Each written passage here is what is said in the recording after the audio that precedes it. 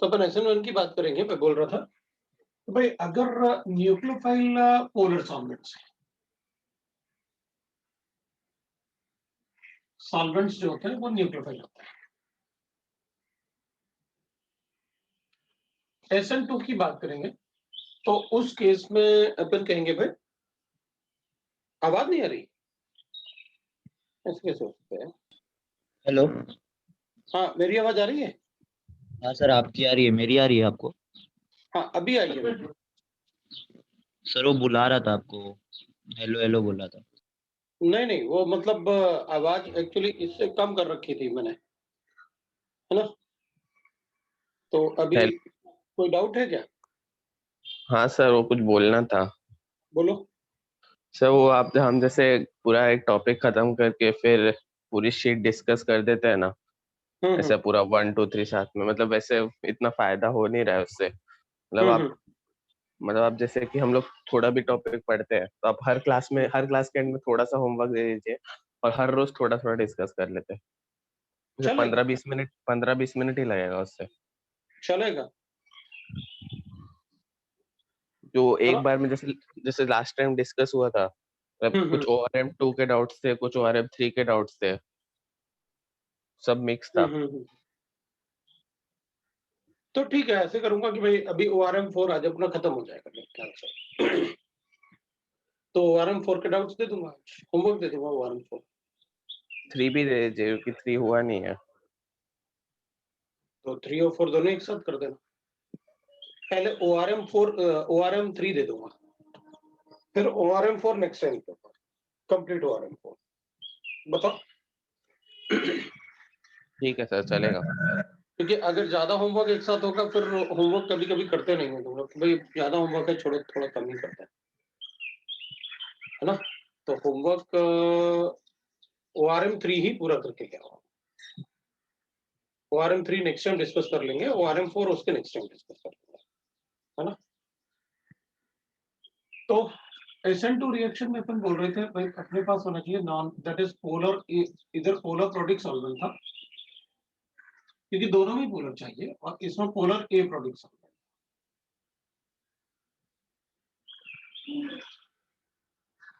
And a strong nucleophile. ठीक है ना? अब ना एक होता है कि भाई वीक न्यूक्लियोफाइल क्या होगा और स्ट्रॉन्ग न्यूक्लियोफाइल क्या होगा, इसको हम कैसे समझेंगे? हम हर बार लिख तो देते हैं अपन की कौन सा स्ट्रॉन्ग न्यूक्लियोफाइल है, कौन सा वीक न्यूक्लियोफाइल है, तो उसको कैसे समझेंगे वो देख लेते हैं। वीक न्यूक्लियोफाइल जो होता है ना, दैट इज न्यूट्रल मॉलिक्यूल। जो न्यूट्रल मॉलिक्यूल्स होते हैं उनको वीक न्यूक्लियोफाइल कहते हैं। जैसे H2O हो गया, ROH हो गया, PHOH हो गया, NH3 हो गया। फिर जो पोलोप्रोटिक सॉल्वेंट जैसे जनरली बिहेव करते हैं वही न्यूट्रल मॉलिक्यूल्स होते हैं, तो उनको अपन बोल देंगे वीक न्यूक्लियोफाइल। और स्ट्रॉन्ग न्यूक्लियोफाइल जो होंगे ना, दे आर सॉल्ट्स, सोडियम और potassium salts.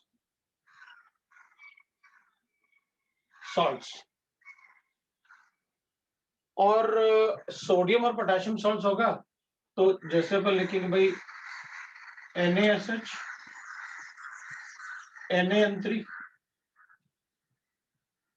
CH3CONa, RONa, RMGX, मतलब इस टाइप के न्यूक्लियोफाइल्स होंगे तो हम उन्हें स्ट्रॉन्ग न्यूक्लियोफाइल एसिड कर लेंगे। और विथ एप्रोटिक सॉल्वेंट है तब तो कोई प्रॉब्लम ही नहीं, तब तो वो स्ट्रॉन्ग न्यूक्लियोफाइल ही हो। ऐसे हम एलिमिनेशन की बात करते हैं। एलिमिनेशन में एक तो E1 होगा और एक E2 हो जाएगा। E1 अपन कब करते हैं तो अपन कहते हैं भाई पोलर प्रोटिक सॉल्वेंट हो, protic solvent and high temperature, मतलब हीटिंग लिखा होगा। तो अगर हीटिंग नहीं लिखा होगा तो मैं SN1 कर दूंगा। हीटिंग लिखा होगा तो इवन करो। Polar protic solvent neutral molecule ही होते हैं, जैसे ये लिखे हुए हैं और टेम्परेचर लिखा हुआ है।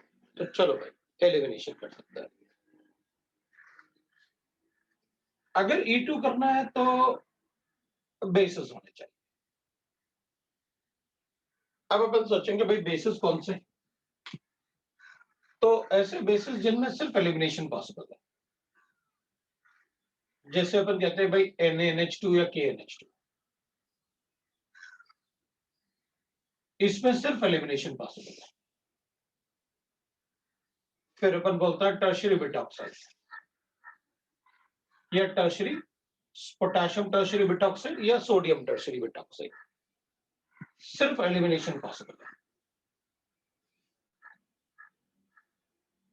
RONA एंड ROH, थोड़ा सा एलिमिनेशन में इसमें कभी कभी SN2 हो जाएगा, वो डिग्री पे डिपेंड करेगा कितना डिग्री है, लेकिन ये भी स्ट्रॉन्ग बेस है। और अल्कोहलिक KOH या फिर अल्कोहलिक NaOH, ये भी स्ट्रॉन्ग बेस है। तो ये जो होते हैं ये जनरली बेसिस होते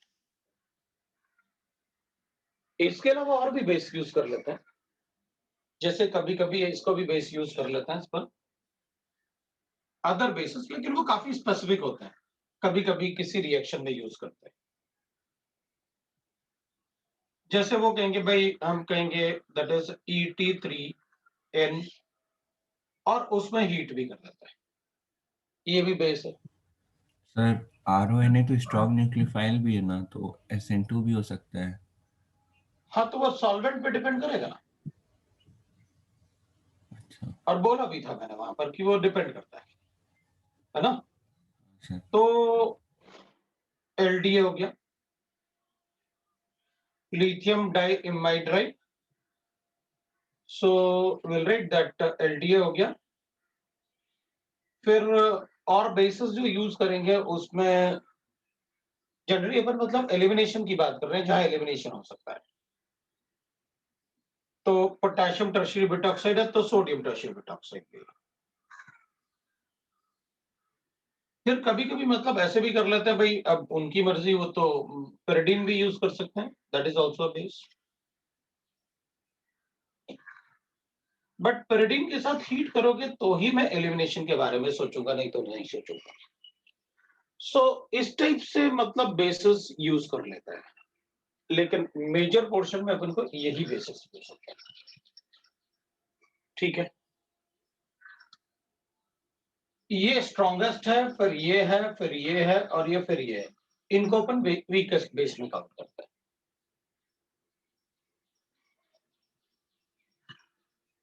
ये बेस और ये बेस जो है, इनको अपन बल्की बेसिस, ये सोडियम डिटॉक्साइड लिखा था मैंने, ये और ये सब बल्की बेसिस है।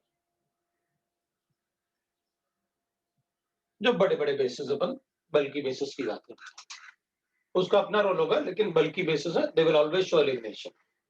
ये सब एलिमिनेशन करेंगे, मतलब अगर ये लिखे होंगे तो हम एलिमिनेशन ही करना है। पोलर प्रोडिक सॉल्वेंट, इनके साथ अगर हीट करोगे तो एलिमिनेशन कर दूंगा, और अगर हीट नहीं किया तो SN1 करूंगा। इसका मतलब ये हुआ कि जब भी SN1 रिएक्शन करोगे ना, तो ये साइड प्रोडक्ट होगा, और अगर ये करोगे तो इसके हिसाब से साइड प्रोडक्ट बताऊंगा।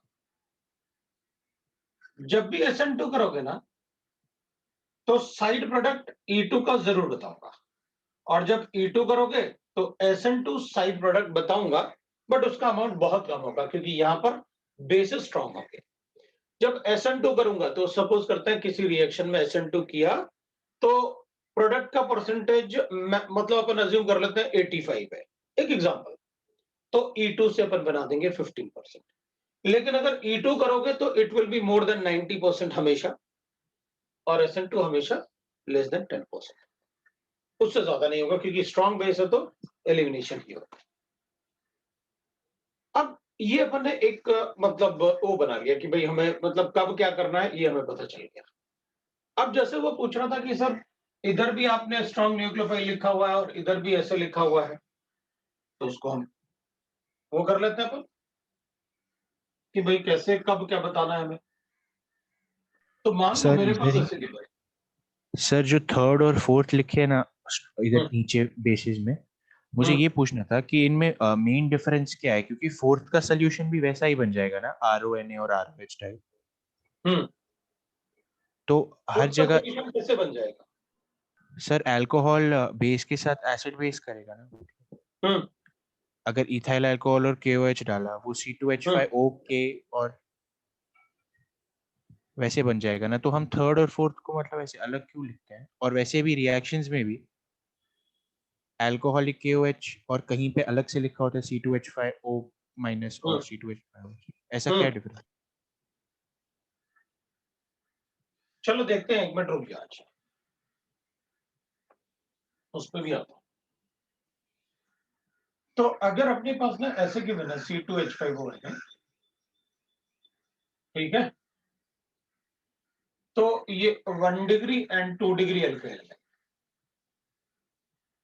उनके साथ SN2 रिएक्शन करें और 3 डिग्री अल्कोहल के साथ SN1 रिएक्शन, 3 डिग्री अल्कोहल के साथ E2 रिएक्शन करेगा। तो 3 डिग्री में SN2 पॉसिबल ही नहीं है कभी। और अगर ऐसे की बने, ठीक है, अगर ऐसे की बने C2H5OH,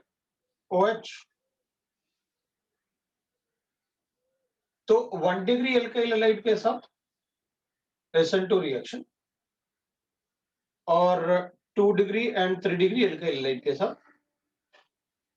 E2 रिएक्शन। तब अपन E2 रिएक्शन करेंगे ऐसे। और ये अपन ने कहां से लिखा हुआ है? विलियमसन सिंथेसिस मेथड से। विलियमसन सिंथेसिस में बोलता है कि भाई एल्कोक्साइड बनेगा तो आप 1 डिग्री या 2 डिग्री अल्काइल हैलाइड से ही ईथर बनाना, अगर 3 डिग्री होगा तो एलिमिनेशन हो जाएगा। Williamson synthesis method. और अगर एल्कोहल होगा तो ऑब्वियसली बात है RH बॉन्ड पहले से पोलराइज्ड हो जाएगा, तो 1 डिग्री में तो ज्यादा पोलराइज नहीं हो पाएगा क्योंकि 1 डिग्री कार्बोकेटाइन नहीं बनता ना। लेकिन 2 डिग्री और 3 डिग्री इसके प्रेजेंस में ये तो ऑलमोस्ट क्या बना देंगे? कार्बोकेटाइन बनने वाला है। तो ये क्या करेगा? हाइपर कॉन्जुगेटेड हाइड्रोजन को निकाल के जल्दी से क्या बना देगा? E2 रिएक्शन बना देगा।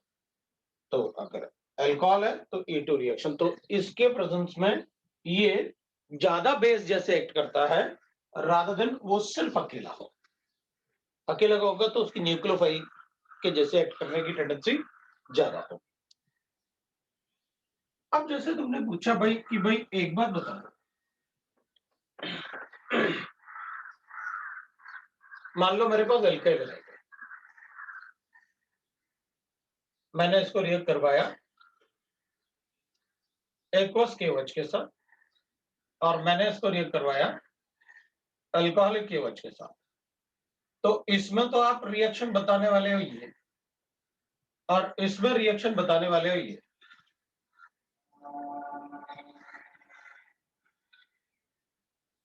तो दोनों में मतलब ऐसा क्या हुआ कि मतलब इसमें सब्स्टिट्यूशन हो गया और इसमें एलिमिनेशन हो गया? बताओ भाई, इसमें एलिमिनेशन क्या करेगा और इसमें सब्स्टिट्यूशन क्या करेगा? दोनों में कौन सा रिएक्टिव स्पीशीज है बताओ? अभी तो बड़ा इजी क्वेश्चन है ना ये, तो मतलब 11th क्लास वाला पार्ट है ये तो। बताओ दोनों में क्या रिएक्ट करेगा ऐसा कि उसमें एलिमिनेशन हो गया और उसमें सब्स्टिट्यूशन हो गया? बोलो। पहले वाले में OH माइनस न्यूक्लियोफाइल की तरह एक्ट करेगा। ठीक है, पहले वाले में OH माइनस आइन न्यूक्लियोफाइल होगा, ठीक है। दूसरा बताओ। दूसरे वाले में बेस की तरह एक्ट करेगा। दूसरे वाले में बेस की तरह एक्ट करेगा। कौन? C2H5O minus Na। CH3H5OH इन KOH ले रहे हैं अपन, है ना? तो इससे क्या बन जाएगा? C2H5O minus K plus. ये बन जाएगा ना इससे। लो भाई, ठीक है ना? लेकिन अपन तो पढ़ता है कि अल्कोहल कभी KOH और NaOH से रिएक्ट करता नहीं है, फिर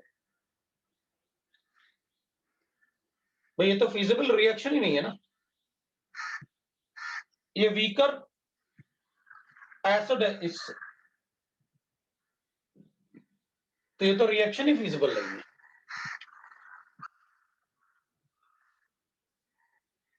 तो दोनों ही केस में OH ही रिएक्ट किया, इधर भी OH रिएक्ट करेगा, इधर भी OH रिएक्ट करेगा,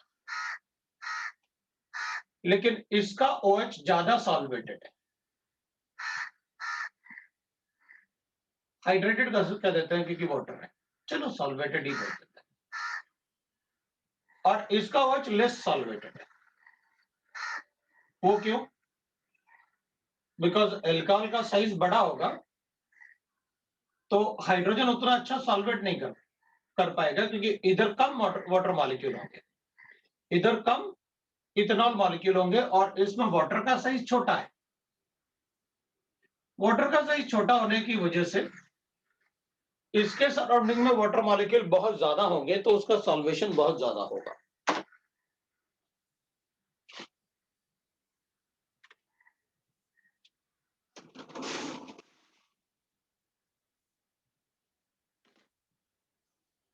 अगर इसका सॉल्वेशन बहुत ज्यादा होगा तो इसका नेगेटिव चार्ज का स्ट्रेंथ बहुत कम होगा, it will act as a nucleophile.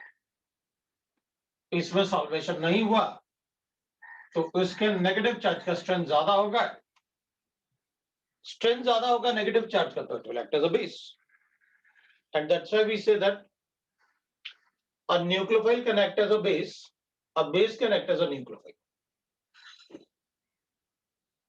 और डिपेंड करता है कि सॉल्वेंट कैसे। हम इतनी देर से आपको यही तो पढ़ा रहे हैं पिछले 3 क्लास से कि सॉल्वेंट पे ध्यान देना,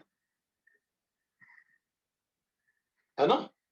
तो दोनों ही केस में तो रिएक्शन तो OH का ही हुआ, डिपेंड कर रहा था कि OH में किसके पास ज्यादा स्ट्रेंथ है।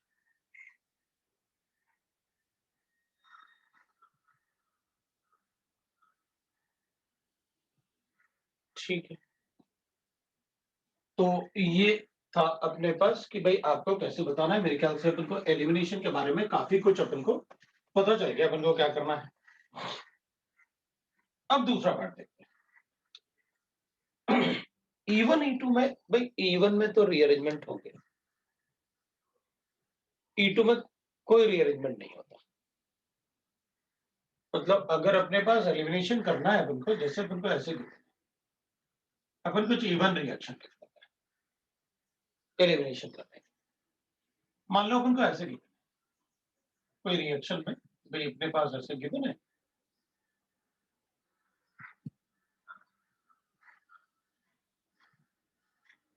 और इसमें E1 रिएक्शन करना है, तो ऐसे गिवन होगा पोलर प्रोटिक सॉल्वेंट है। मतलब ऐसे नहीं भी लिखेंगे, इवन तो पढ़ ही रहे अपन, तो पहले से कर देते हैं।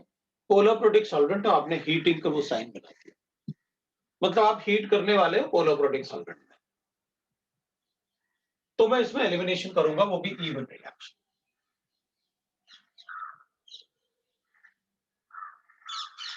अगर मेरे पास ऐसे गिवन है और आप इसमें लिखने वाले हो दैट इज, अपन कर देते हैं भाई CH3OH, तो अपन तो कार्बोकेटाइन बनाते हैं, रीअरेंज करते हैं। यहां तो आपने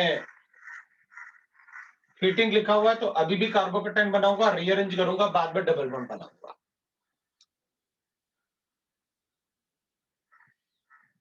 हीटिंग लिखोगे तो एलिमिनेशन करूंगा।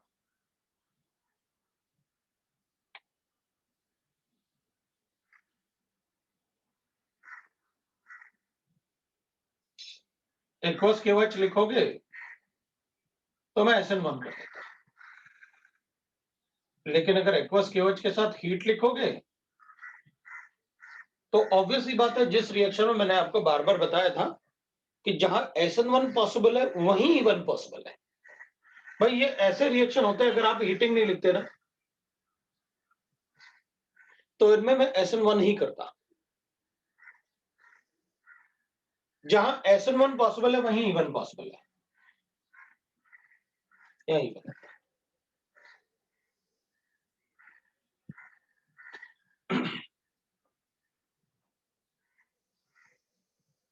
अब अगर मान लो अपने पास ऐसे गिवन होता,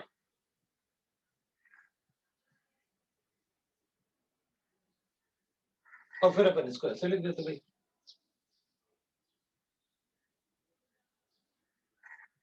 अगर मैं सिर्फ C2H5OH लिखता तो मैं SN1 करता, और अगर आपने C2H5OH और हीटिंग लिखा हुआ है तो मैं E1 करूंगा। अब मोस्टली अपन सबको प्रोडक्ट लिखना आता है, तो इसमें अपन लिखेंगे तो अपन को पता है, अपन से बोल सकते हैं वो कि कार्बोकेटाइन बनाओ। मैं इसमें इतने कार्बोकेटाइन बना सकता हूं, मतलब कार्बोकेटाइन बनाने के बाद अपन ऐसे डिफरेंट प्रोडक्ट बना सकते हैं। एक प्रोडक्ट मेरे पास ऐसे हो सकता है, एक प्रोडक्ट मेरे पास ऐसे हो सकता है, ठीक है, और एक प्रोडक्ट अपने पास ऐसे हो सकता है। ये 3 प्रोडक्ट बना सकते हैं। इसको अपन A ले लेते हैं, इसको अपन B ले लेते हैं, इसको C ले लेते हैं। इसमें से मेजर प्रोडक्ट कौन सा होगा? B वाला। और माइनर प्रोडक्ट कौन सा होगा?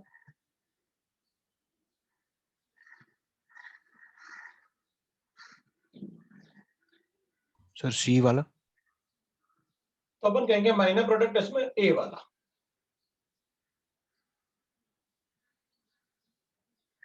वैसे मेरे ख्याल से मतलब तुम लोग, मैंने पहले बोला होगा, ऐसा नहीं है, क्योंकि हर बार बोल ही देता हूँ जब पढ़ाते पढ़ाते, तो तब तक तो पता चल जाता है तुमको। अगर किसी में कार्बोकेटाइन बन रहा है ना, तो माइनर प्रोडक्ट हमेशा रीअरेंजमेंट से पहले ही बनता है। रीअरेंजमेंट के बाद कभी माइनर प्रोडक्ट नहीं बनता। रीअरेंजमेंट करते ही अपन मेजर प्रोडक्ट बना लेते हैं।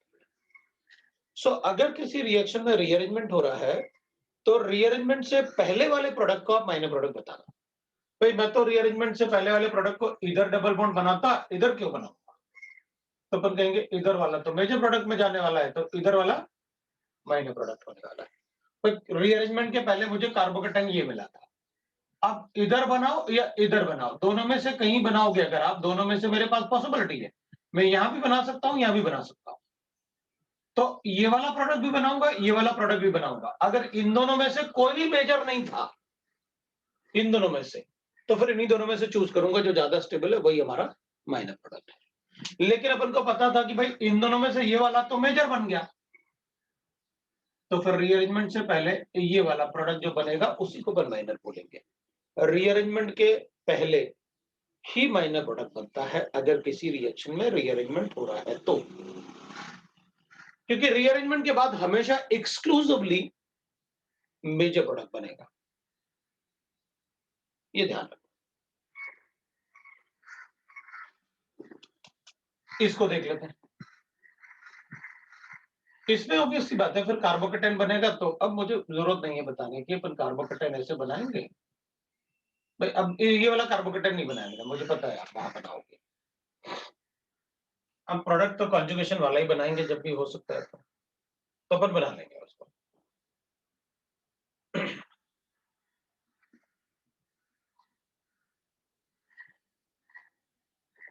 इनमें से मुझे किसी प्रोडक्ट को बताने की जरूरत नहीं, इसमें मैं लिख देता हूं भाई इसका प्रोडक्ट अपना ये है, SN1 है, तो न्यूक्लियोफिलिक सब्स्टिट्यूशन करना था अपन को, तो ऐसे बता देंगे भाई ये CH3 है, ये O2H5, और इधर इवन रिएक्शन है, तो ऑब्वियसली बात है अपन को पता है आप रिंग के अंदर ऐसे बनाओ, ये इवन रिएक्शन, ये प्रोडक्ट है। बाकी प्रोडक्ट लिखने की जरूरत नहीं, मुझे मेजर माइनर बताना था, मैंने आपको बता दिया। अब अगर ऐसे ही अपन E2 रिएक्शन की बात करें, सपोज तो E2 रिएक्शन में आपने बताया, मैं थोड़ा सा हटा लेता हूँ उसको, हाँ? ठीक रहेगा, क्योंकि फिर मैं एग्जांपल और भी ले सकता हूँ। अब अपन E2 रिएक्शन की बात करते हैं।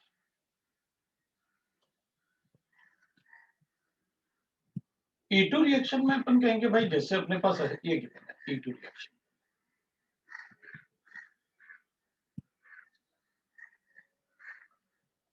इसमें अपन लिख लेते हैं भाई एल्कोहलिक OH, और जहां एल्कोहलिक OH रिएक्शन दे रहा है ऑब्वियसली बात है वहां पर NaNH2 वगैरह तो बहुत स्ट्रांग है।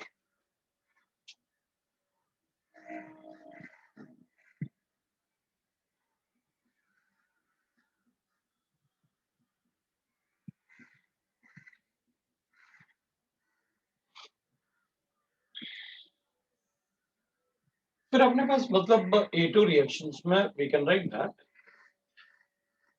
कि अपने पास ऐसे क्या है,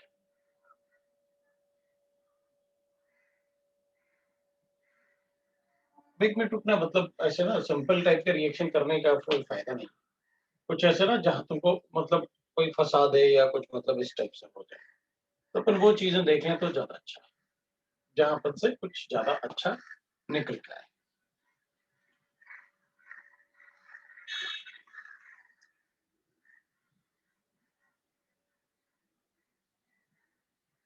वो तो अपन ने लिख रखा, अब मैं रिंग बना लेता हूँ।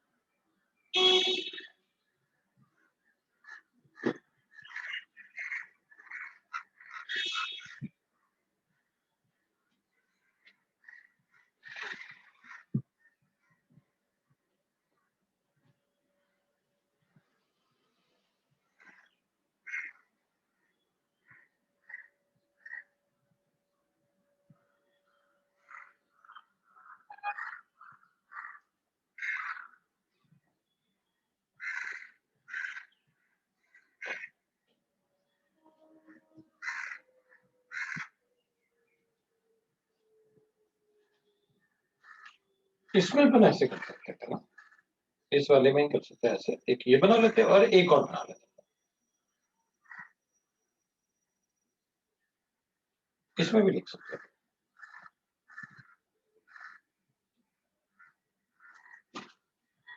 इस टाइप से, है ना। चलो देखते हैं अपन क्या, अभी अल्कोहलिक OH है तो कोई प्रॉब्लम नहीं है, अपन को अल्फा बीटा एलिमिनेशन करेंगे, वहां कोई कार्बोकेटाइन बनना नहीं, ये भी बीटा है ये भी बीटा है, इस तरफ से ज्यादा स्टेबल एल्कीन बनेगा तो हमें सिट्जे प्रोडक्ट ही बनाना है, ये मेजर प्रोडक्ट होगा, दूसरा माइनर प्रोडक्ट होगा। अब अपन क्या कहेंगे, इसमें एलिमिनेशन हमेशा एंटी होनी चाहिए, एलिमिनेशन हमेशा एंटी होगा, अगर मान लो यहां से सिन है दोनों, तो फिर मैं यहां से प्रोडक्ट बना दूंगा, डजंट मैटर वो हॉफमैन प्रोडक्ट है, इसको अपन कहते हैं सिट्जे प्रोडक्ट,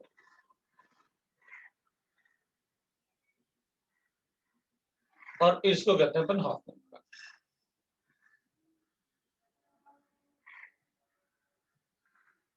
तो इसमें डिपेंड करेगा, आपने कहीं वेजनेस टाइप नहीं बनाया, लेकिन हमें ये पता है कि जो भी बेसिस आपने मुझे लिख के बताए थे वो सबके सब एंटी एलिमिनेशन करेंगे, जो बेसिस मैंने आपको लिख के बताए थे वो सबके सब एंटी एलिमिनेशन करेंगे, और एंटी एलिमिनेशन का मतलब है कि मुझे यहाँ पर अब कुछ दिया तो है नहीं आपने वेजनेस, इसलिए मुझे कोई प्रॉब्लम नहीं है, वरना हम एंटी एलिमिनेशन करते हैं।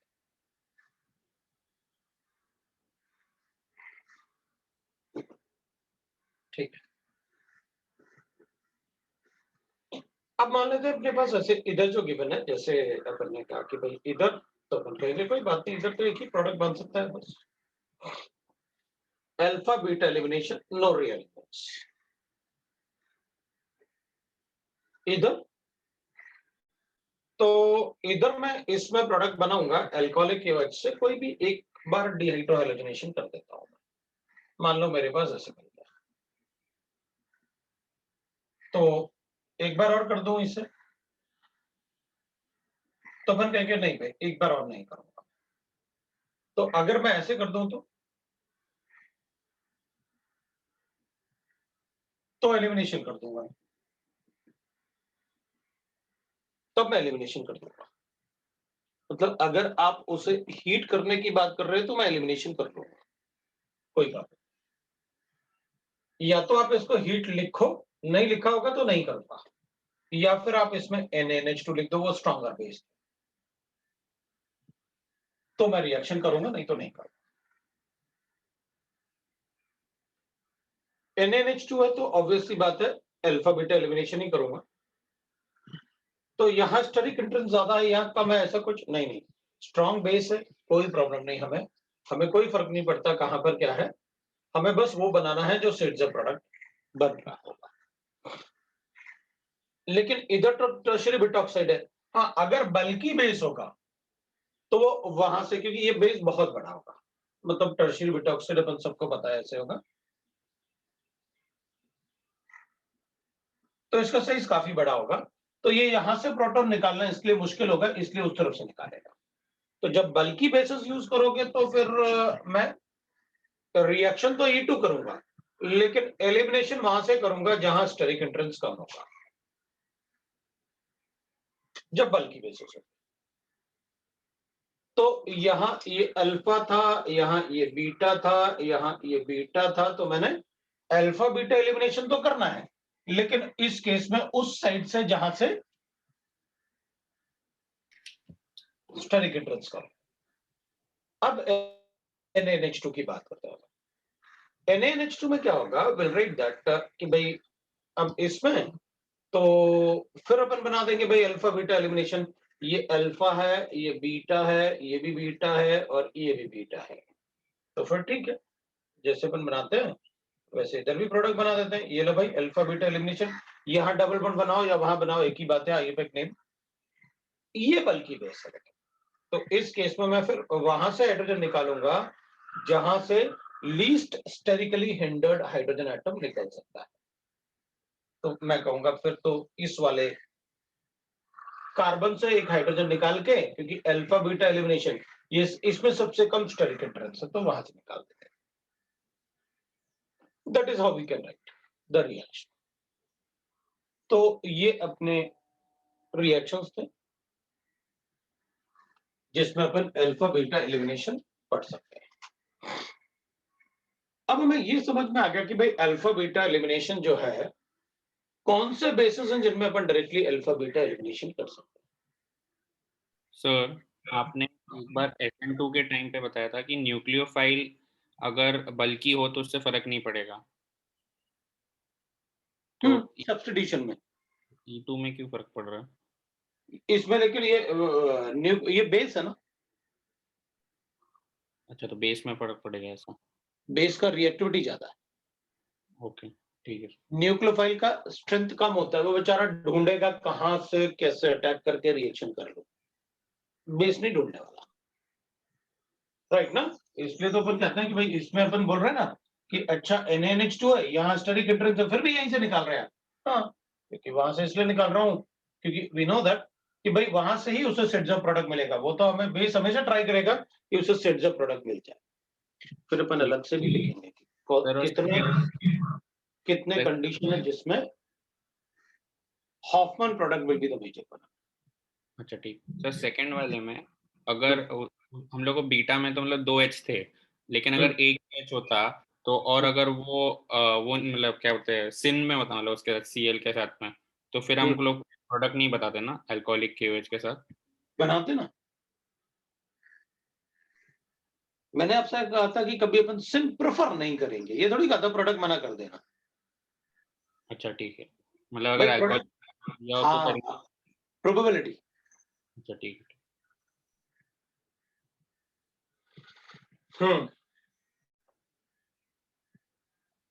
तो अब अपन बात करते हैं,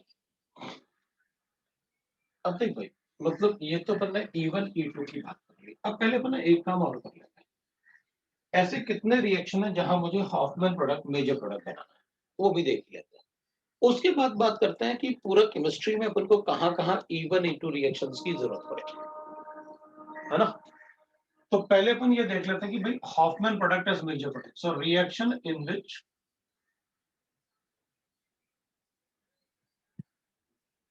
हॉफमैन प्रोडक्ट इज मेजर।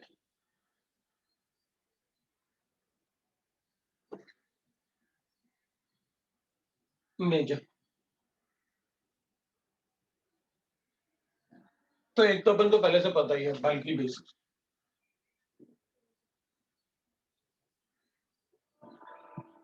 इससे मुझे कोई फर्क नहीं पड़ता कौन सा हल्का है कौन सा हल्का है। अब बल्कि बेसिस में लिख लेते हैं ना, टर्शियरी बुटाक्साइड है, एन है, एलडीए है, फिर अपन पेरिडीन एस्टेट से ले लेते हैं। जैसे पेरिडीन मैंने आपसे कहा था थोड़ा और बल्कि बना देंगे।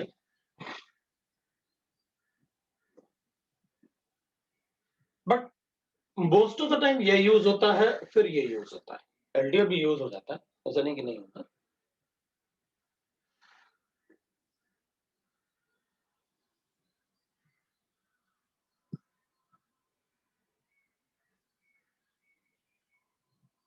तो अब मान लो अपने पास ऐसे गिवन,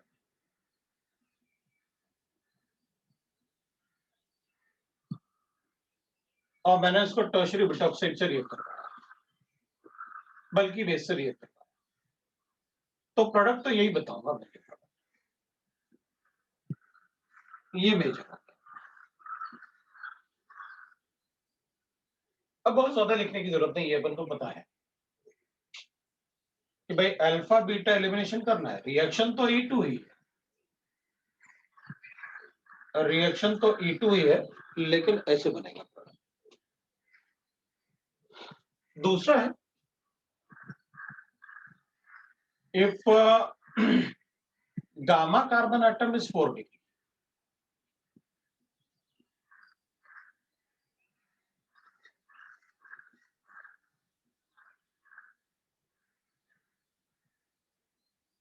देन चलो देखते हैं। अगर मेरे पास ऐसे गिवन है,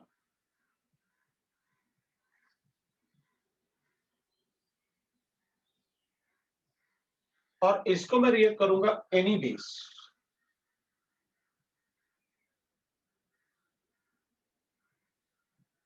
अब जो अल्कोहलिक की वजह से कर सकते हैं वो NaNH2 वगैरह तो कर ही देंगे। तो ये अल्फा, ये बीटा, ये गामा, ये 4 डिग्री, मतलब ये वाला बीटा कार्बन एटम बहुत ज्यादा स्टेरिकली हिंडर्ड है। तो अगर गामा कार्बन एटम 4 डिग्री है, तो फिर हम इस तरफ से एलिमिनेशन करेंगे even with the small basis. तब अपन ऐसे करेंगे, ये प्रोडक्ट अपन कहेंगे मान लो ये होता ही नहीं तो और बस इतना ही लिखा होता ऐसे, मतलब इसकी जगह हाइड्रोजन ले लेते हैं, तो अपन कहेंगे ठीक है। वैसे तो मैं कहूंगा नो रिएक्शन, क्योंकि रिएक्शन हो सकता तो यही बना देता, लेकिन नो रिएक्शन ऑप्शन में ही नहीं है, तो फिर ये क्वेश्चन बनाएगा क्यों? और उसे पता है बच्चे सभी बताने वाले हैं alpha beta elimination. So obvious सी बात है, हमें मतलब कुछ तो ऐसा देगा जिससे कि अपन गलती करें, तो उसमें हमें ये ध्यान देना है कि अगर गामा कार्बन एटम 4 डिग्री है, तो फिर उसके बीटा कार्बन एटम से हाइड्रोजन एलिमिनेट करना स्ट्रॉन्ग बेस के लिए भी मुश्किल है।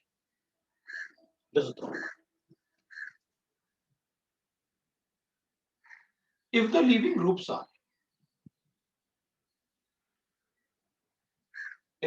groups are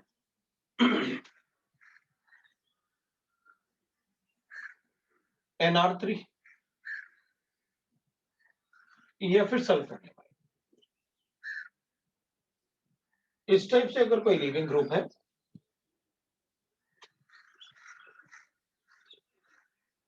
मैं एक्सेट्रा उसमें डालना नहीं चाहता एक्सेट्रा, क्योंकि छोड़ो अपन को क्या करना।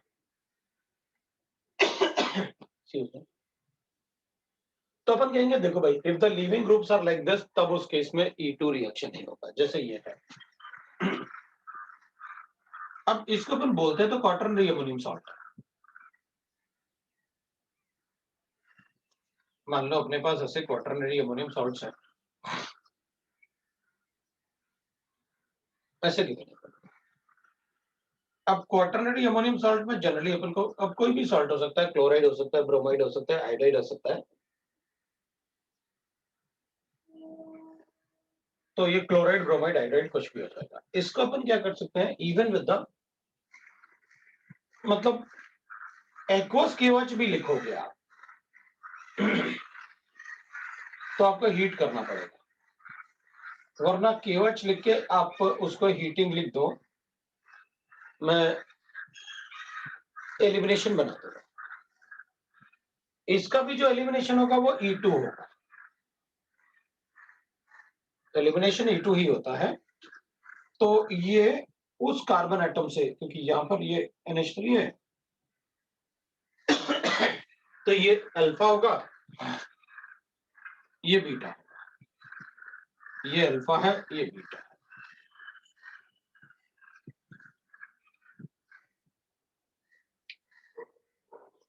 एलिमिनेशन बाय रिमूविंग, थोड़ा सा ऐसा लिखेंगे तो अपन को और अच्छे से पता ही रहेगा। Removing most acidic beta hydrogen. तो अब मुझे बार बार कुछ बताने की जरूरत नहीं है, अब अपने आप ही देख लोगे कि कौन सा बीटा ज्यादा एसिडिक होगा, ये वाला या ये वाला। और एसिडिक अपन को पहचानना आता है कि भाई एसिडिक मतलब प्रोटॉन हटा के एनाइन लिख लो, ये 1 डिग्री बनेगा, ये 2 डिग्री बनेगा। 1 डिग्री ज्यादा स्टेबल है, मतलब ये प्रोडक्ट। ये लो भाई, हमने यहां से एक हाइड्रोजन रिमूव किया,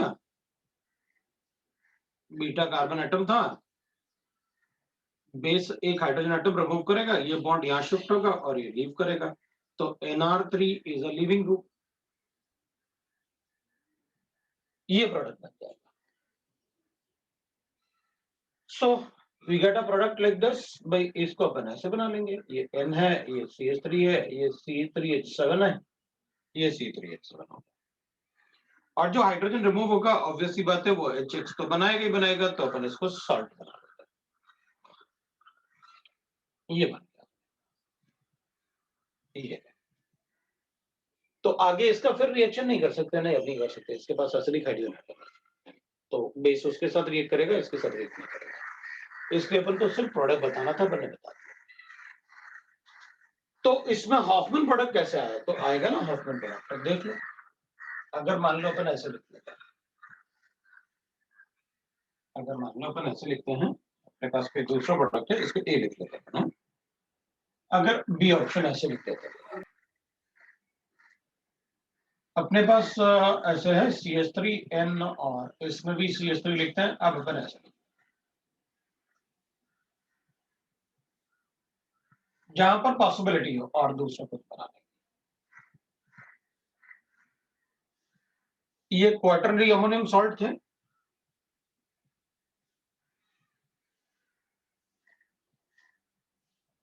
अमोनियम सॉल्ट,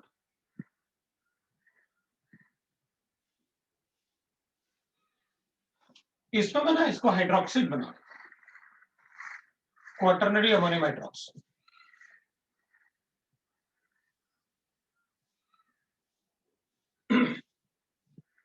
ये अल्कोहल को अमोनिया के साथ रिएक्ट करोगे तो हाइड्रोक्साइड बनेगा, अल्कोहल को अल्काइल हैलाइड के साथ, अल्काइल हैलाइड को अगर अमोनिया से रिएक्ट करोगे तो ये बनेगा अमोनियम हाइड्रोक्साइड। ये अमाइंस में थोड़ा सा बताओ।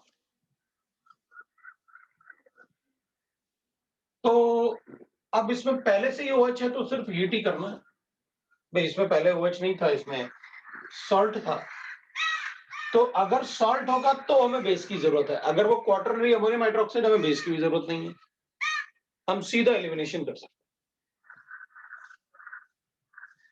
अब क्या करें, ये अल्फा, ये भी बीटा है, इसमें बीटा तो है ही नहीं, ये भी बीटा है और ये भी बीटा,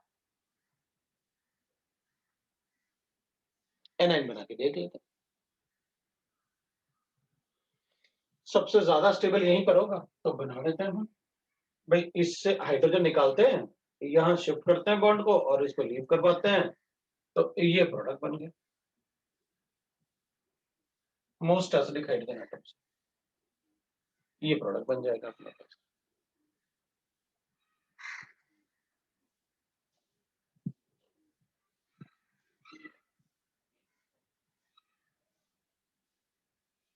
ऐसे प्रोडक्ट बता देंगे फिर।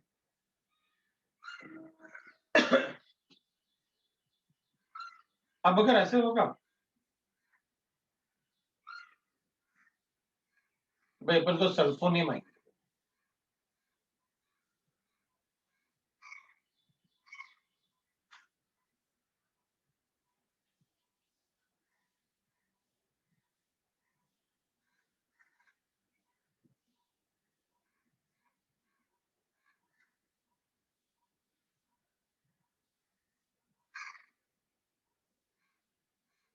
ये पॉजिटिव चार्ज, सल्फोनियम सॉल्ट मान।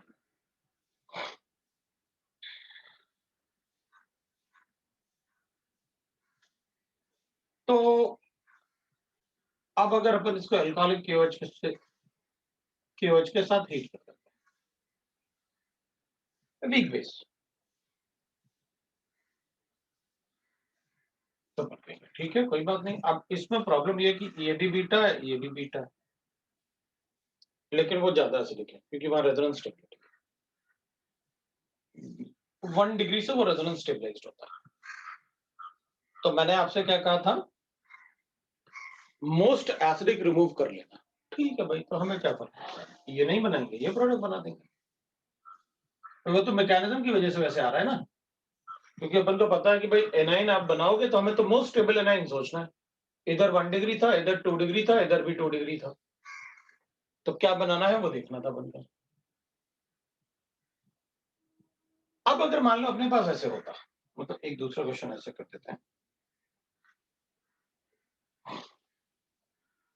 मान लो अपने पास ऐसे होता, मेरे पास CH3 है, अब इसमें सल्फोनियम भी लिख सकते हैं, वो भी लिख सकते हैं।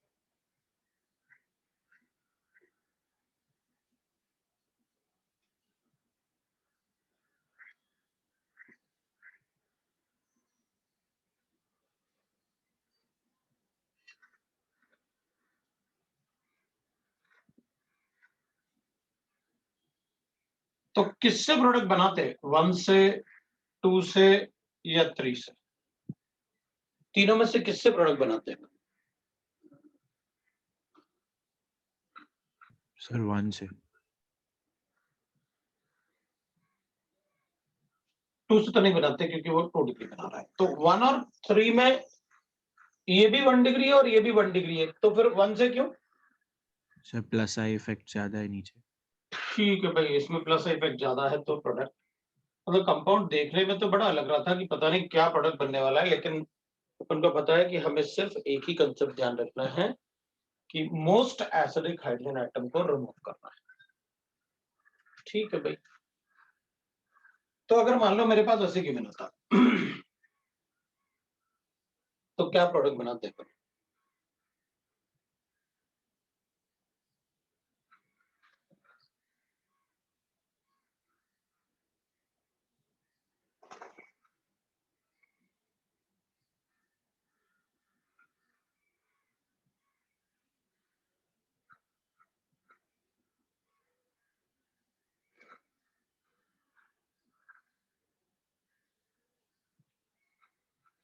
ये तो न्यूक्लियोफाइल होता और ये 1 डिग्री ना, तब तो SN2 रिएक्शन करते हैं।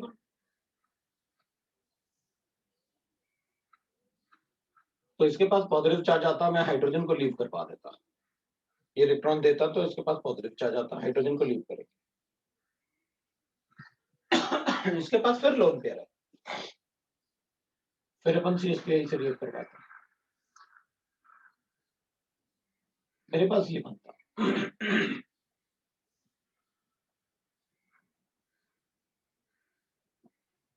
ये बन, उसके बाद आप KOH से हीट करते हैं, तो फिर एलिमिनेशन करता है। ये अल्फा और ये बीटा, ये भी बीटा है, ये भी बीटा। अब ये तो सिमेट्रिकल है, कोई प्रॉब्लम नहीं। तो अपन क्या करते हैं, इसको इससे बीटा हाइड्रोजन एटम एक निकाल देते हैं, तो भाई ये इधर आ जाएगा और ये CH3 और ये CH3 इसके पास। फिर अब हम CH3 ऐसे रिएक्ट करवा सकते थे, फिर अपने पास क्वाटरनरी अमोनियम सॉल्ट बन सकता था।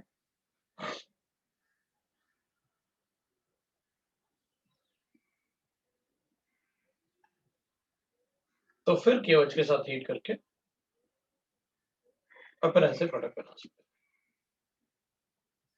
हैं, ये प्रोडक्ट। तो क्वाटरनरी अमोनियम सॉल्ट से इस टाइप से कोई एक सीक्वेंस भी बना सकते हैं और वो दे सकते हैं अपन को सॉल्व करने के लिए। तो आप एक सीक्वेंस ही बनवा सकते हो। So these are the reactions जिसमें Hofmann product is formed as a major product. वो तीन ही कंडीशंस हैं जिसमें Hofmann product will be formed as a major product. अब ये तो अपन को पता चल गया भाई कि हॉफमैन प्रोडक्ट कब हमें मेजर प्रोडक्ट बनाना है। कभी कभी और ये सारी चीजें मैं आगे भी यूज करूंगा, जैसे अगर कभी अपन को जरूरत पड़ा कि मेरे पास ऐसे है और मुझे पता है इसमें कोई एल्डोल कंडेंसेशन वगैरह या कोई रिएक्शन करना है, तो अगर मैं इसको एलडीए से रिएक्ट करूंगा तो मुझे ये बताना पड़ेगा कि भाई मैं यहां से भी प्रोटॉन निकाल सकता हूं, यहां से भी प्रोटॉन निकाल सकता हूं। तो अपन कहेंगे इसमें मैं प्रोडक्ट 1 से निकालने वाला हूं क्योंकि वो बल्कि बेस है।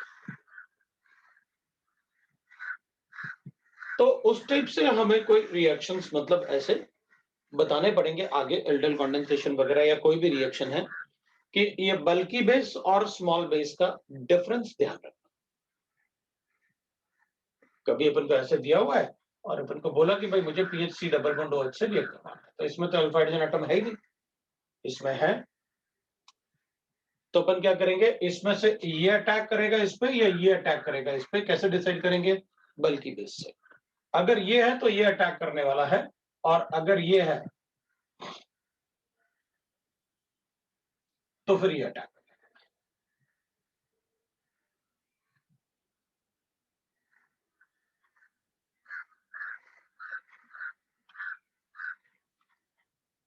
ये है।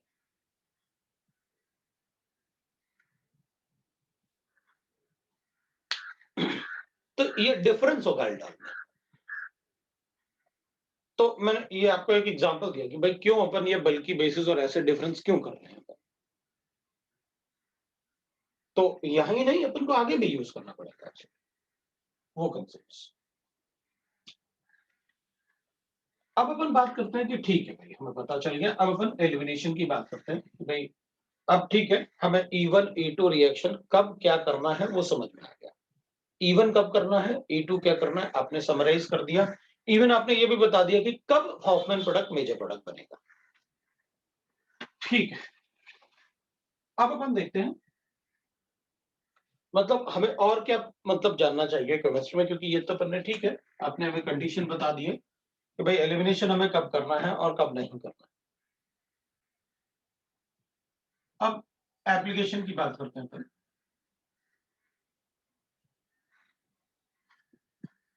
तो एप्लीकेशन में मेरे पास ऐसा कुछ भी नहीं है कि भाई कब किस कंडीशन में मैं क्या करूंगा, मैं तो सीधा सीधा भाई ऐसे करेंगे जैसे डिहाइड्रेशन ऑफ अल्कोहल से।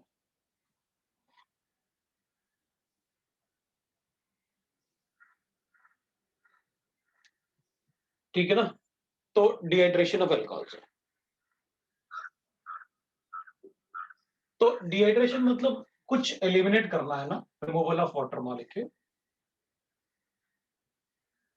तो अपन कहेंगे ठीक है भाई डिहाइड्रेशन में अपन क्या करेंगे, CH3 CH2 OH ले लेते हैं और इसका डिहाइड्रेशन करेंगे तो will get like this. Alkene मिलेगा और वाटर को अपन रिमूव करेंगे। डिहाइड्रेटिंग एजेंट जो अपन यूज कर सकते हैं वो एक तो कॉन्सेंट्रेटेड H2SO4 यूज कर सकते हैं, डाइल्यूट H2SO4 और हीटिंग ऐसे कर लेते हैं।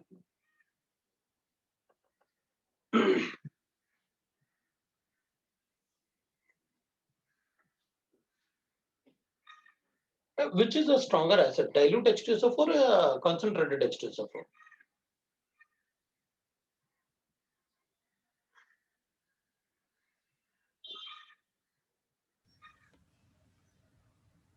Dilute sir.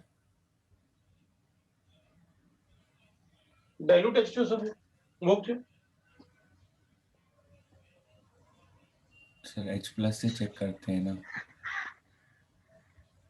ये H प्लस आइन नहीं देगा ड्यू टू कॉमन इफेक्ट. ये H प्लस आइन देगा ना.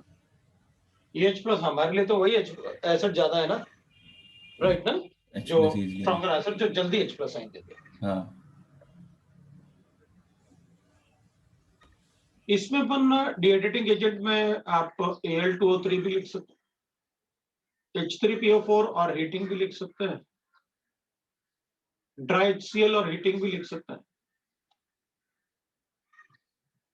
P2O5 भी लिख सकते हैं, Al2O3 भी लिख सकते हैं. बस P2O5 लिखेंगे या Al2O3 लिखेंगे तो इनमें थोड़ा टेम्परेचर लिखना होता है, दैट इज ग्रेटर देन और equal to 250 degree centigrade. Dehydrating agent में POCl3 भी लिख सकते हैं, एसिडिक एनाइट्राइड भी लिख सकते हैं. अब सारे एनाइट्राइड डिएडेटिंग एजेंट हो सकते हैं, जितने भी एनाइट्राइड है वो सारे के सारे डिएडेटिंग एजेंट हो सकते हैं. KHSO4 भी लिख सकते हैं. फिर जैसे कैल्शियम क्लोराइड होता है वो POCl3 था. CaCl2 भी लिख सकते हैं, एनाइड्रस CaCl2.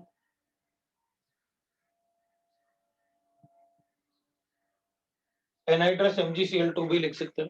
MgCl2 तो 8 वाटर मॉलिक्यूल बनाता है, वाटर क्रिस्टलाइजेशन रादर देन, ये तो 6 ही बनाता है. तो बहुत सारे डिहाइड्रेटिंग एजेंट होते हैं, लेकिन अपन को थोड़ा ध्यान रखना है, जो बाकी जगह आप गलती नहीं करोगे वो ये वाला पार्ट, क्योंकि मोस्टली अभी यही यूज करते हैं डिहाइड्रेटिंग एजेंट. एल्यूमिनियम फॉस्फेट भी डिहाइड्रेटिंग एजेंट है. It's a ore of phosphorus, aluminum phosphate. It is not an ore of aluminium, it is ore of phosphorus. It is a dehydrating agent.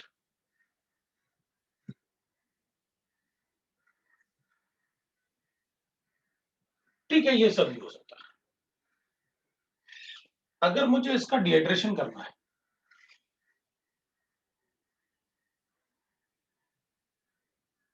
which is most suitable for dehydration?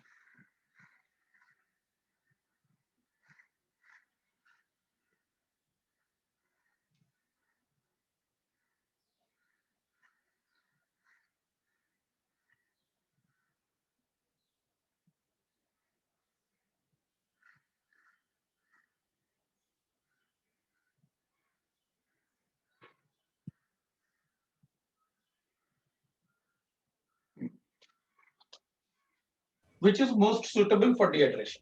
D वाला sir.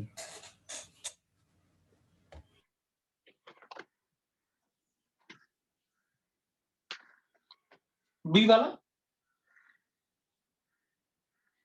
D. अच्छा, ये D वाला. D वाला क्यों?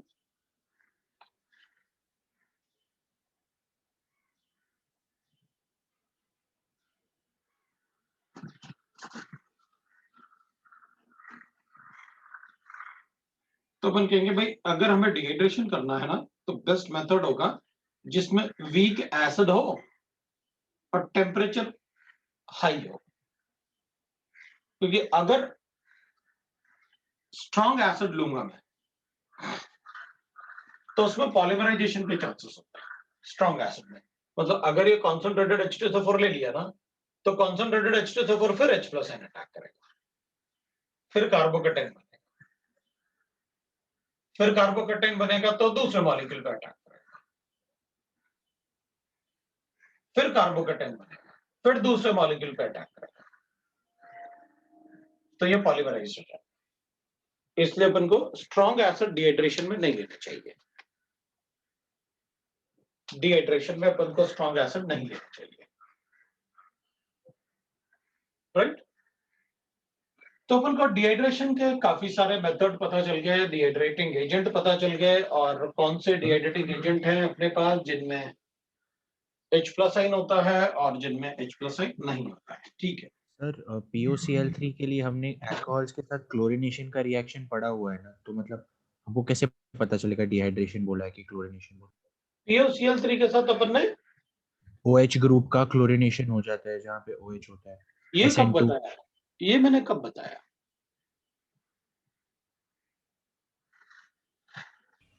Sorry sir, वो PCl5 और PCl PCl3 था। नहीं चलेगा चलेगा, सर इसलिए एक मैंने और तुमसे डाउट था, वो बोलो। P2O5 और डाइल्यूट H3PO4 में कौन ज्यादा अच्छा डिहाइड्रेटिंग एजेंट होगा? P2O5 और डाइल्यूट H3PO4। दोनों के अपने अपने इंपॉर्टेंस होंगे, है ना। वैसे P2O5 ज्यादा अच्छा होगा। P2O5 अगर मैं कहूंगा भाई केमिस्ट्री में, मतलब ऐसे ना जितना अपन पढ़ते हैं, मतलब अपन केमिस्ट्री तो बहुत बड़ी है, अपन पूरा नहीं कह सकते, जितना अपने सिलेबस में है उसके हिसाब से अपन कहेंगे कि अपने लिए P2O5 is the best dehydrating agent.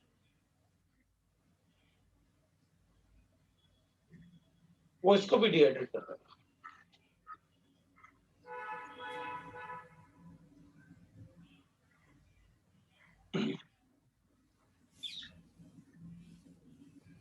वो इसको भी डिहाइड्रेट करता है। HNO3 को भी कर देता है ना, टेक्स्ट बुक में दिया है। सबको सबको सबको सबको सबको सबको डिहाइड्रेट कर देगा, इसलिए मैंने कहा वो बेस्ट था।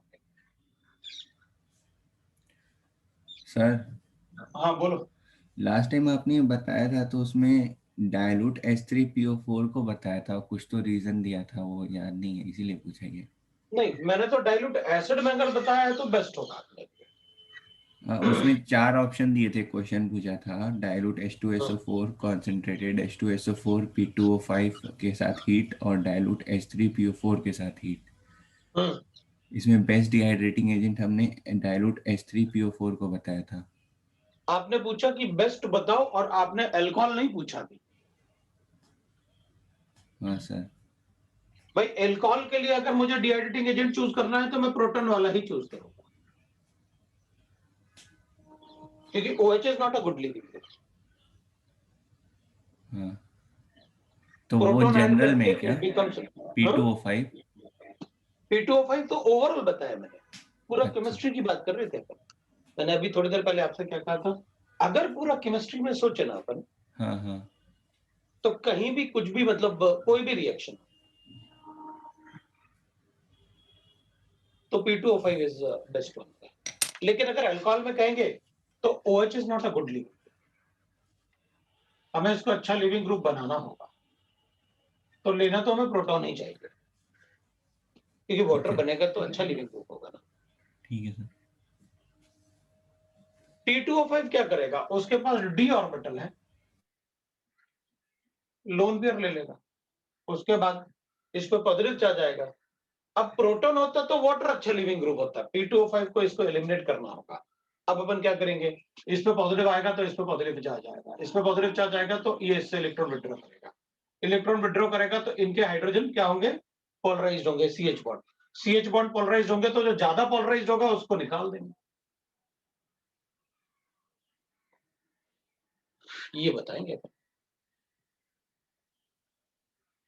तो ये एल्कोहल के हिसाब से अच्छा नहीं होगा, एल्कोहल के हिसाब से तो प्रोटॉन ही होगा, क्योंकि वो OH अच्छा लिविंग ग्रुप नहीं है। लेकिन P2O5 वो तो HNO3 को भी डिहाइड्रेट कर रहा है, H2SO4 को भी डिहाइड्रेट कर रहा है, सबको डिहाइड्रेट कर रहा है। अब देखते हैं हम क्या करना है। मान लो मेरे पास ऐसे,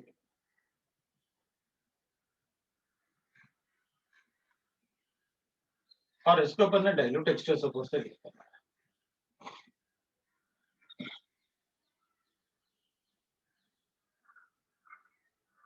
तो फिर क्या, डाइल्यूट H2SO4 से लीक करवाया तो H+ अटैक करेगा, और क्या।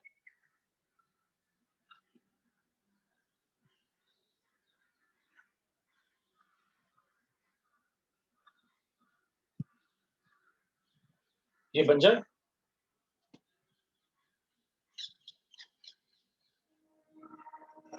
तो डिहाइड्रेशन, अब डाइल्यूट है तो डिहाइड्रेशन कैसे हो जाएगा? भाई H2SO4 को अपन डाइल्यूट कैसे बनाते हैं? पहले खूब सारा पानी ले लेंगे, उसमें ड्रॉप वाइज ओलियम डालते हैं, तो फिर हीट करो। तो अगर ये SO3 है, अगर मैं इसको हीट करूंगा तो कार्बोकेटाइन बना दूंगा।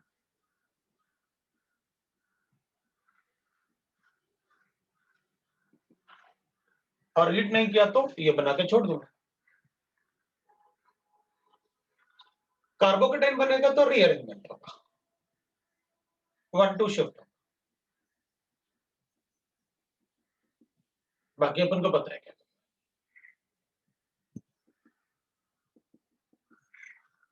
मुझे बस ये बताना था, अगर हीट नहीं किया तो ये बना देंगे, छोड़ देंगे इसको बना। हीट करोगे तो मैं कार्बोकेटाइन बनाऊंगा। डाइल्यूट H2SO4 में ये हीटिंग कितना चाहिए, कुछ ऐसा होता है क्या?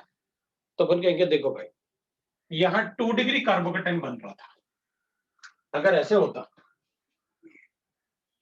CH3 CH3 CH2 CH2OH और फिर मैं डाइल्यूट H2SO4 से रिएक्ट करता, कोई प्रॉब्लम नहीं। तो अपन इसको ऐसे बनाते हैं,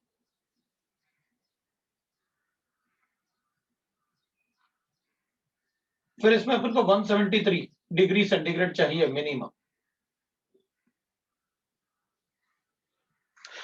ये टेम्परेचर चाहिए।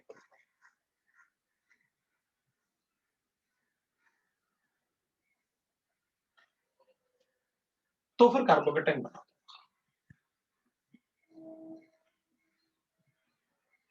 मतलब 1 डिग्री कार्बोकेटाइन भी बना देंगे। हाँ, अगर 173 है तो मुझे कोई प्रॉब्लम नहीं।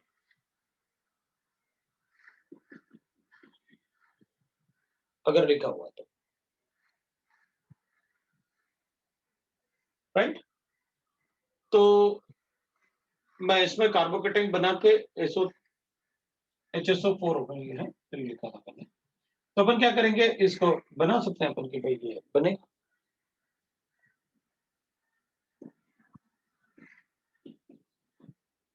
तो इसमें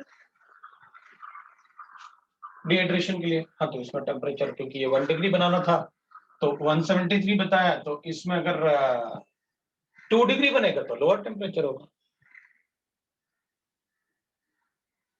अब लोअर टेम्परेचर में वी से दैट भाई कितना, मतलब वैसे कितना चाहिए होगा, तो अपन कहते हैं अगर 2 डिग्री है तो इट इज 143 के आसपास।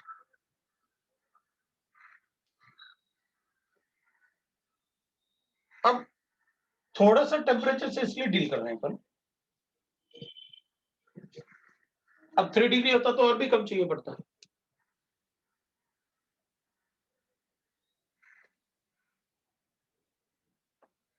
होता क्या है ना कि अब इसमें प्रोडक्ट अपन बना देंगे हैं, तो अपने पास ये प्रोडक्ट आ जाएगा। मतलब ये धीरे धीरे, क्योंकि 1 डिग्री बन रहा ना, थोड़ा मुश्किल होगा 1 डिग्री बनाना, तो अपन ऐसे बनाएंगे कि भाई जैसे जैसे ये लीव कर रहा है वैसे वैसे ये जल्दी से रिमूव भी कर लेगा। ये बन जाएगा। तो प्रोडक्ट क्या बताना है, ये बताएं? नहीं, प्रोडक्ट ये थोड़ी बताएंगे अपन, प्रोडक्ट तो अपन ये बताएंगे, क्योंकि इसमें अभी भी H2SO4 है ना, फिर बन गया H2SO4। अब तो 2 डिग्री कार्बोकेटाइन बनेगा ना, इसलिए मुझे कोई प्रॉब्लम नहीं। और प्रोडक्ट यही बनेगा, यही वापस बन गया। प्रोडक्ट तो वही बनेगा,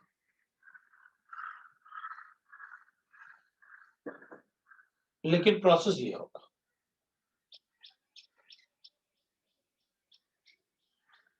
प्रोडक्ट में चेंज नहीं है,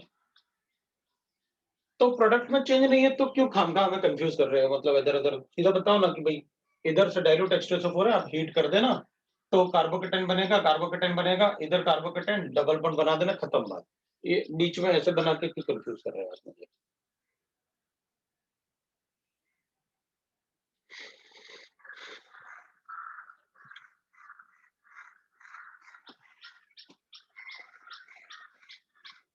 वो इसलिए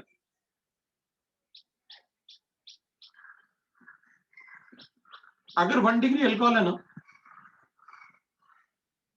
तो E2 मैकेनिज्म होगा।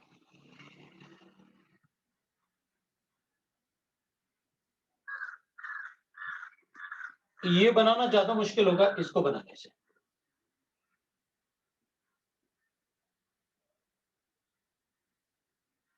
इसलिए इसका रीडिटरमिनिंग स्टेप यही था।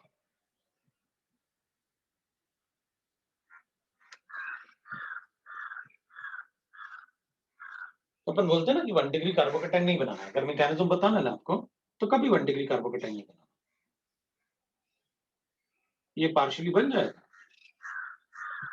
तो जैसे जैसे ये लीव करेगा 1 डिग्री कार्बोकेटाइन बनने के पहले ही वो लीव कर जाएगा ऐसे, अगर मैकेनिज्म बताना है आपको तो।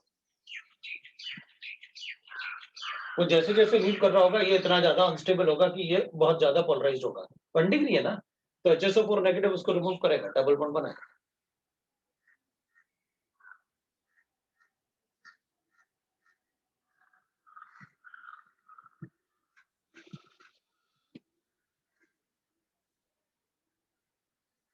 भाई 1 डिग्री होगा तो E2 होगा, लेकिन 2 डिग्री और 3 डिग्री अल्कोहल होगा तो E1 होगा।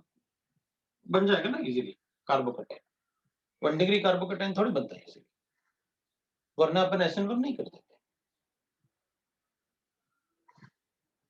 भाई जब आप मेजर प्रोडक्ट ये बता रहे हो तो ये तो पक्का है कि कार्बोकेटाइन बना था। तो क्या 1 डिग्री कार्बोकेटाइन ही बना दिया था आपने? नहीं, अगर मैकेनिज्म पूछ रहे हो तो मैं कभी 1 डिग्री कार्बोकेटाइन नहीं बना।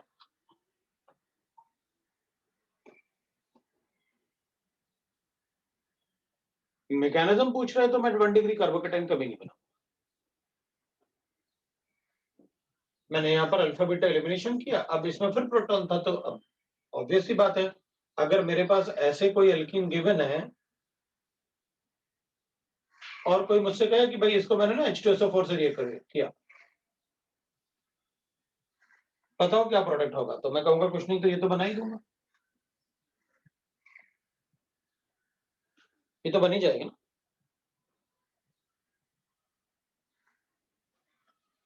अगर कोई मुझसे कहे कि मेरे पास ये है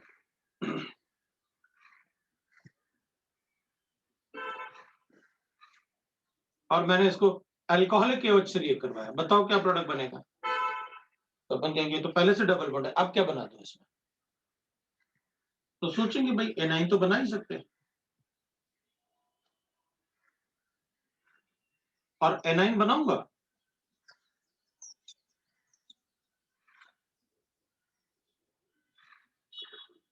तो कॉन्जुगेशन भी होगा।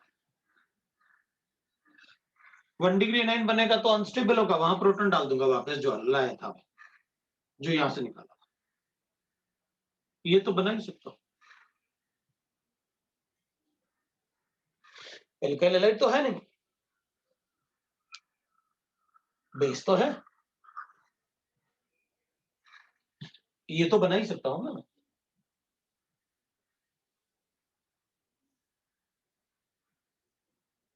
तो H2SO4 होने होगा ना, और अपन को ऐसे दे रखा है तो ऑब्वियस सी बात है अपन प्रोडक्ट तो ये बताएंगे, ये गिवन है और अपन कहेंगे KOH के साथ अब एलिमिनेशन क्या करना है, एसिड बेस। अब इधर वापस सर आपने RDS क्या बोलो। RDS स्टेप तो वैसे भी वही होता है जिसमें कार्बोकेटाइन बन रहा होता है ना। हाँ तो आपने अभी भी क्या बोला कि ऊपर और नीचे में डिफरेंस क्या है, सिर्फ E1 E2 का डिफरेंस है ना। बिल्कुल। ठीक है ठीक।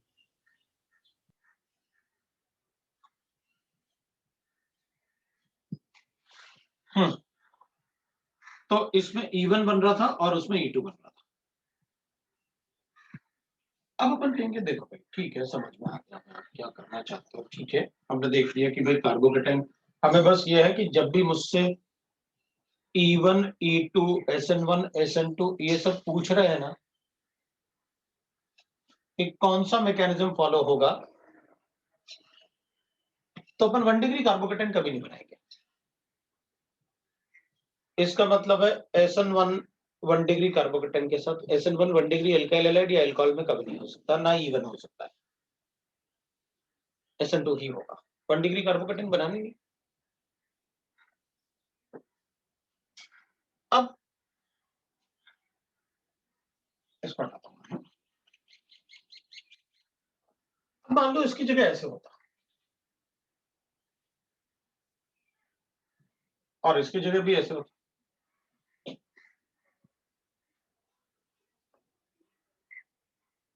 तो मैं कहता, आपने अभी भी कहा कि 1 डिग्री कार्बोकेटाइन नहीं बनना, तो अल्फा बीटा एलिमिनेशन कर दिया, इसमें कर दिया।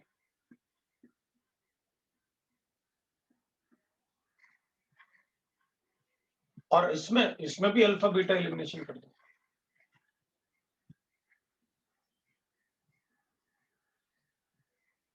इसमें भी कर दिया। तो P2O5 या Al2O3,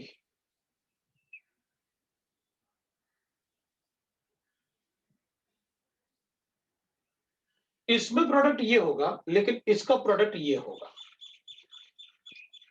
अलग अलग प्रोडक्ट।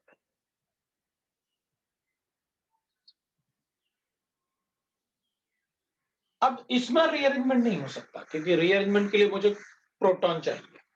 P2O5 से रीअरेंजमेंट नहीं होता।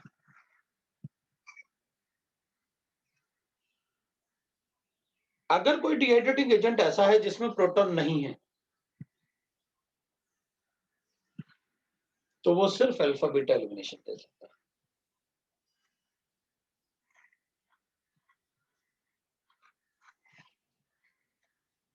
तो इसमें रीअरेंजमेंट हो गई। इसी से तो पता चला अपन को कि इसमें E2 रिएक्शन होगा। तो रीअरेंजमेंट हो गया ना, क्योंकि प्रोटॉन था उसमें, तो जो बना होगा, अगर प्रोटॉन होता तो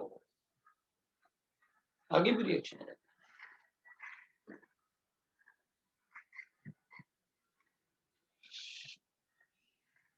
ये डिहाइड्रेशन है, एक एप्लीकेशन।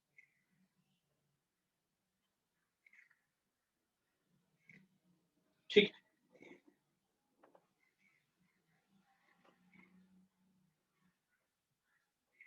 अब डिहाइड्रेशन, मैंने आपको मतलब डिहाइड्रेटिंग एजेंट और वो सारी चीजें बता दी। मतलब अपन तो पता है, अगर अपन ऐसे लिखे थर्ड एक रिएक्शन ना ऐसे,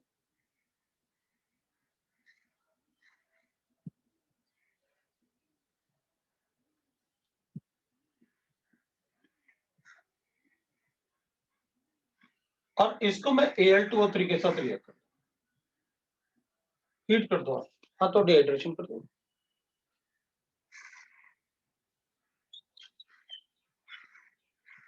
डिहाइड्रेशन से कैसे कैसे बना,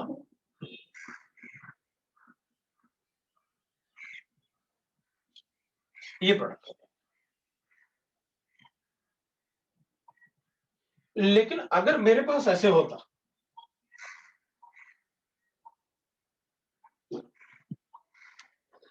ऐसे कोई भी डाइल्यूट ऐसे, और आप हीट कर रहे होते, अब डाइल्यूट नहीं लिखेंगे क्योंकि अपन ने H3O पॉजिटिव लिख दिया ना, तो अपन H प्लस आइन को अटैक करते, कार्बोकेटाइन बनाते।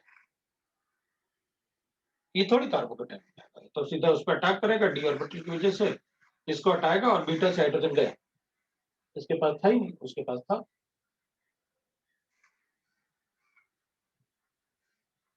लेकिन अगर हाइड्रोजन इधर होता तो अपन सेटजेफ ही बना रहे थे, P2O5 में बनाया था मैंने सेटजेफ।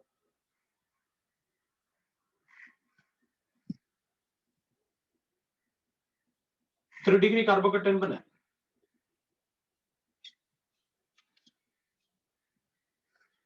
ये कार्बोकेटाइन इस पे ज्यादा स्टेबल है, इसलिए माइग्रेशन करूंगा।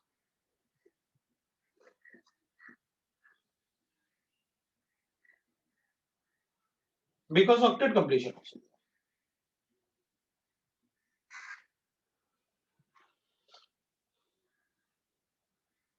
ऑक्टेट कंप्लीट करके प्रोटॉन हटा,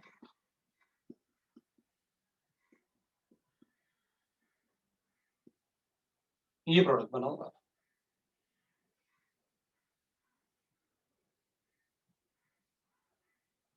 ये तो पेनिकोल पेनिकोलोन रीअरेंजमेंट है, दिस इज कॉल्ड पेनिकोलोन।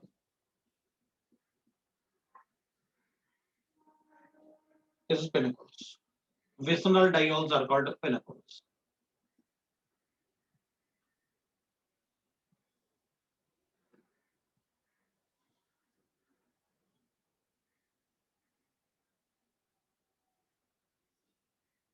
तो हमको पता रहेगा कि भाई हमें क्या करना है डिहाइड्रेशन वाले।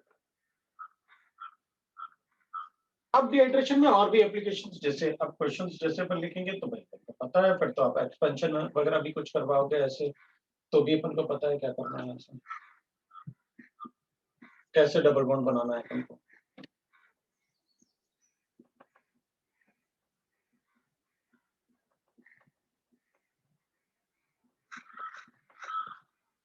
कैसे प्रोडक्ट मिलेंगे, वी नो दैट।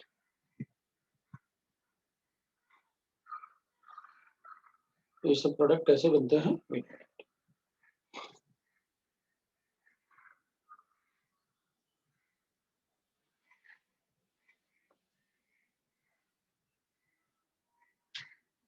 तो इस टाइप के क्वेश्चंस कुछ आप कर सकते हो ऐसे।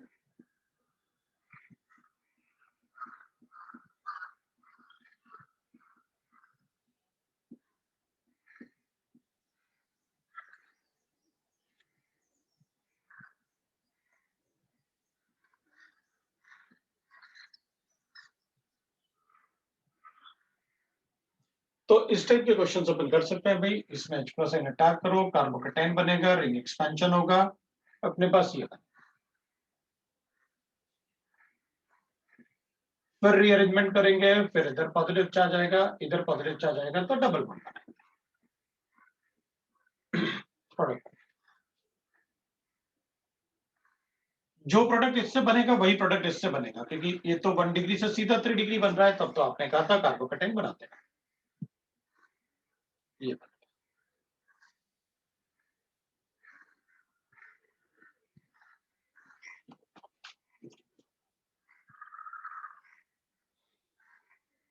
लास्ट वाले में अपन पहले कार्बोकेटाइन बनाएंगे, जो कि मतलब इधर ज्यादा स्टेबल होगा। कार्बोकेटाइन CH3 माइग्रेट करेंगे, this will be the product of reaction.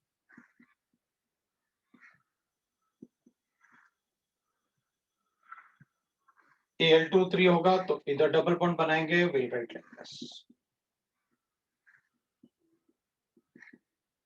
ये प्रोडक्ट।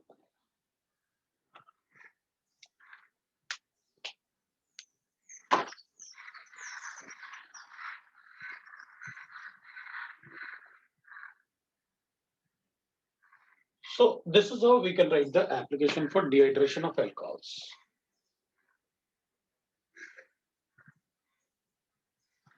ठीक है, थोड़ा एप्लीकेशन और बचा हुआ है, उसको अपन नेक्स्ट टाइम कंटिन्यू कर लेंगे। आप ORM3 अपना कंप्लीट कर लो, मैं पहले होमवर्क डिस्कस करूंगा, उसके बाद नेक्स्ट टाइम क्लास करेंगे। नेक्स्ट टाइम खत्म हो जाएगा ये, तो फिर आप ORM4 कर सकते हैं।